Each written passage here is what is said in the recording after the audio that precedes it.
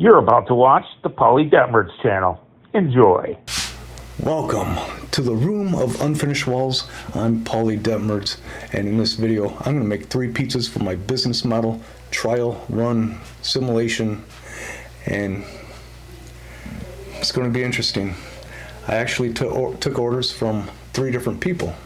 Who are those 3 different people? Well, first one was the little lady, second one was Big Al, and the third one is from Tony of Tony Eats Pizza on YouTube.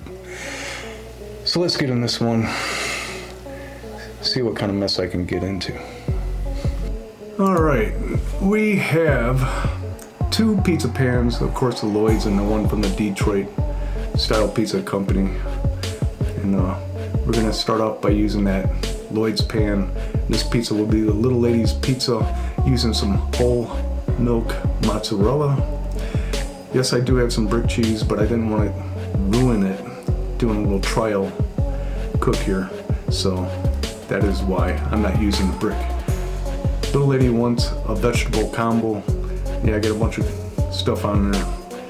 It's green peppers, onions, black olives, and I think there might even be some pepperoni on there. Yeah, you see me putting the sauce on before cooking. I'll never do that again. I always put the sauce on after cooking, but the sauce will be heated up.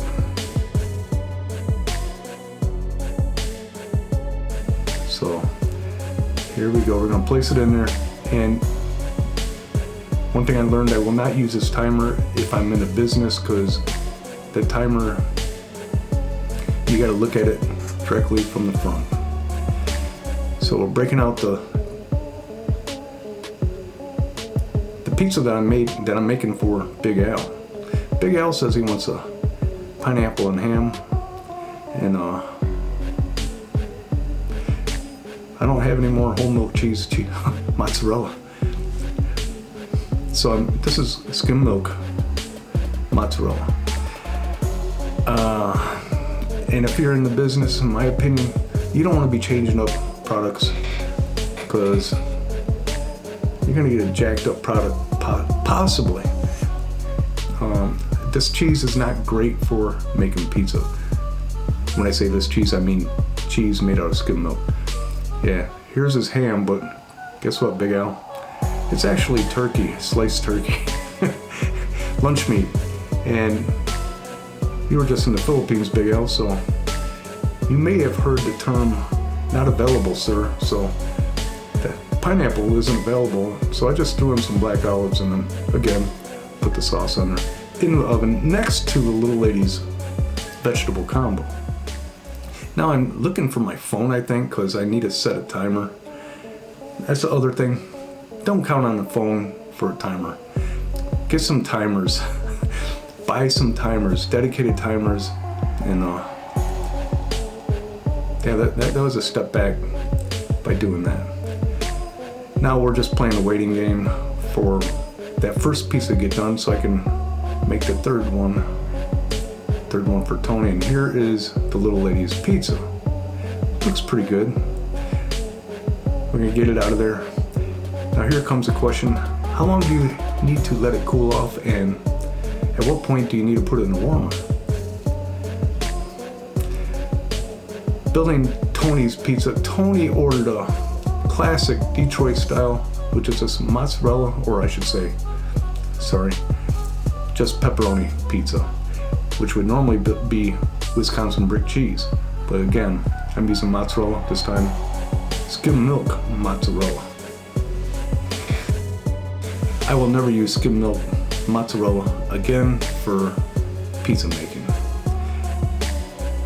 And also, I forgot to put the pepperoni underneath the cheese. I don't have no problem with putting it on top, but I say always put it on underneath the cheese. And if you want some on top, put some on top too. But always put some under there. It kind of helps the process, in my opinion. Yeah. And so here I go, setting the timer. But you know what? The timer, somehow or another, I pressed pause on it, so I don't know how long it actually cooked. So I had to just play it by instinct.